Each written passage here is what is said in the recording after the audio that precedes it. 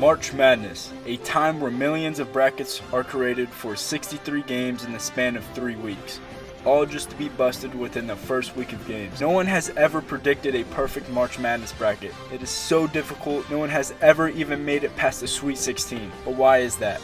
Mostly because it's hard to predict 63 games, but also so many upsets in this tournament. It's so unpredictable. And we are here to discuss some of the most entertaining Cinderella teams this tournament has ever seen. Dunk City. Eagles come up with the steal and the long fielder up high and down hard. FGCU, short for Florida Gulf Coast University. In my personal opinion, the most exciting Cinderella team to ever watch. They weren't your average 3-point small ball team that usually upsets the higher seeds. They were the complete opposite, hence the name Dunk City. They were one of the first Cinderella teams to go viral on the internet, gaining support from all over. FGCU started their March Madness run by beating top-ranked Mercer in the Atlantic Sun Championship game, giving them an auto bid into the NCAA tournament. They were thrown into the South bracket, going up against 2-seeded Georgetown, a Georgetown team who was first in the Big East and ranked number 8 in the AP poll. A daunting task for FGCU as it was their first March Madness appearance and their second year in Division I basketball. This program is so new to this level of basketball, it had no chance. Well, that's what everyone thought at the time. Still find a way to win the ball game.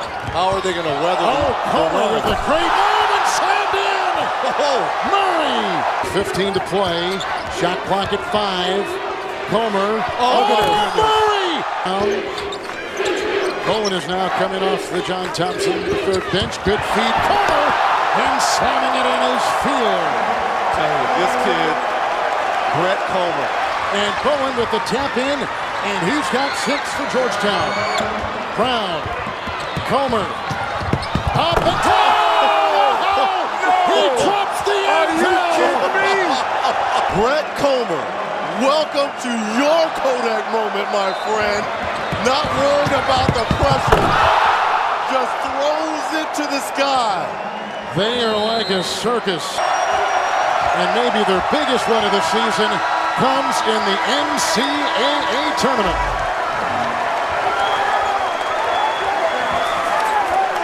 Shocking the nation and taking social media by storm, the Eagles advanced to the second round of the tournament, facing 7th seed San Diego State, who just smacked 10th-seeded Oklahoma by 15 in the first round. Now, to give you some context, a 15 seed has never advanced to the Sweet 16 in history of this tournament, up until now. Still favorite, so you remember that McKnight sets a screen. Comer looking, winding up and slapping it down. That shot clock continues to roll down to 13. Here comes Murray, who takes it high and climbs up for the dunk, and a foul called on the play. Judging teams and how they're going to compete in March Madness. McKnight from Comer. You know, there's a lot of times, a lot of these players, sometimes they'll go south because their number isn't called. And there he is again. People will say, Thompson. With a dunk here and a dunk there, the Eagles made history by becoming the first 15-seeded team to make the Sweet 16, defeating the Aztecs by double digits. FGCU looks on to make even more history against a decent in-state opponent, 3-seed Florida. But every good thing eventually comes to an end as the Gators defeat the Eagles 62-50, ending a magical Cinderella run that will never be forgotten. Next up, we have one of the most famous and well-known Cinderella runs in college basketball, none other than the Loyola Chicago Ramblers. This Cinderella was one of the most fingernail-biting runs that you'll ever experience, winning most of their games by the buzzer or others by single digit. The Ramblers cruised through the regular season with a 15-3 conference record and winning not only the regular season but also the MVC tournament. They were red hot riding into the NCAA tournament with this 7-game winning streak, going up against a 6th seed Miami. Final 60 seconds, Custer from deep, splash! We are tied at 60. Here's Newton holding, shot clock down to 6. Newton, long 2, and he sticks it.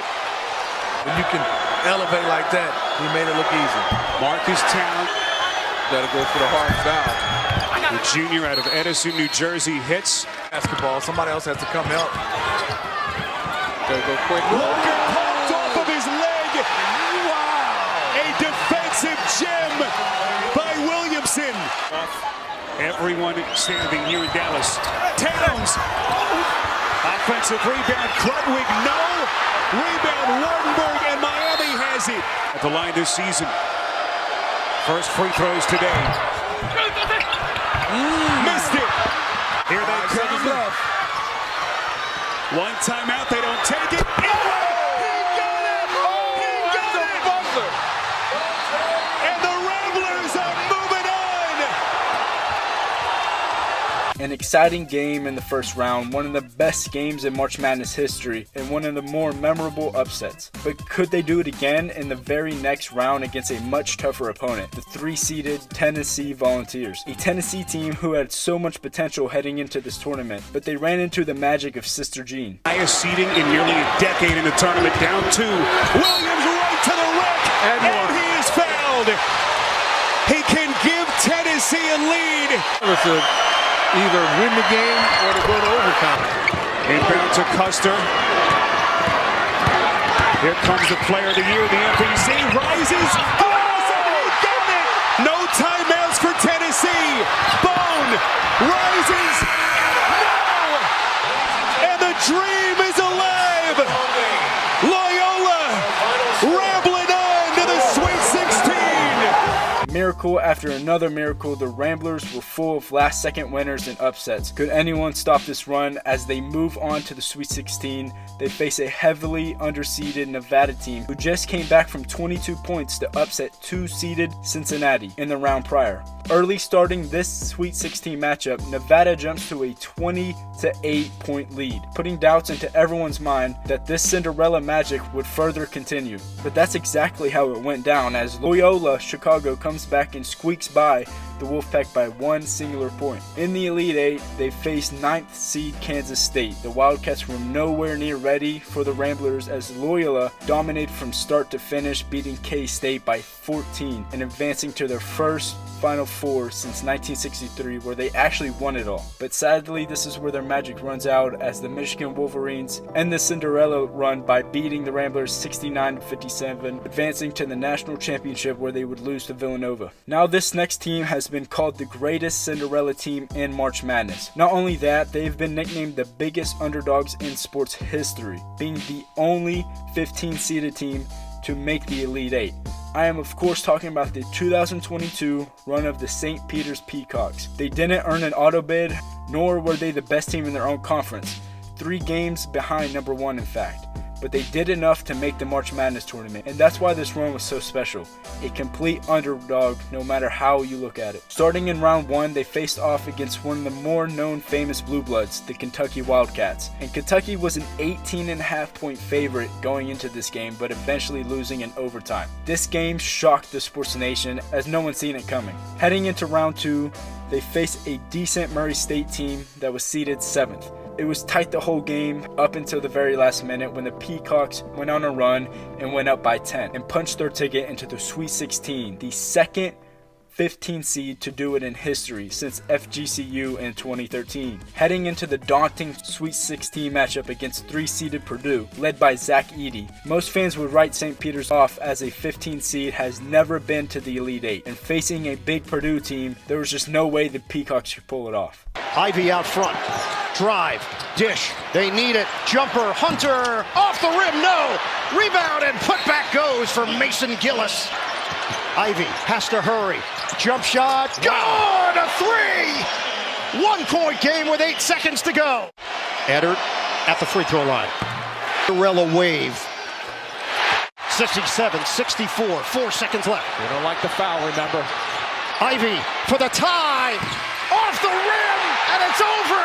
As the last shot rings out, hitting the rim and the backboard and eventually falling to the court, the buzzer sounds as for the first time in March Madness history, a 15 seed advanced to the Elite Eight, solidifying this team as the best underdog story the sports world has ever witnessed. Truly something out of a Hollywood movie. But this didn't have a Hollywood ending, as the St. Peter's magical run ends ugly against the Blue Blood North Carolina team, who beat the Peacocks by a whopping 20 points. The Tar Heels ended up losing in the national championship game to Kansas by 3. A March Madness run most will never forget. March Madness is truly something special. something that many sports fans have marked on their calendar each year and out.